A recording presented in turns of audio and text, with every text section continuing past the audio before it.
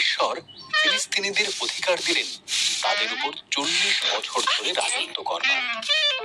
তখন তিনি শিমশন নামের একজন পুরুষকে নির্বাচন করলেন তাদেরকে উদ্ধার করার জন্য।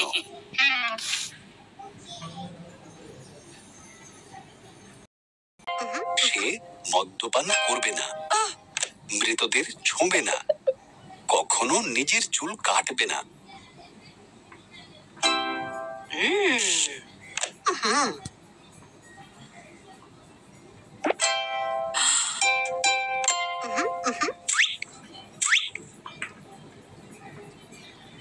সে মৃত সিংহের গায়ে মধু তৈরি করল।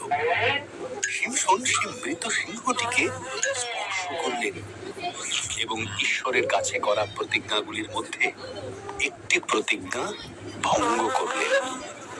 এমনকি তিনি সে মধুও খেলেন।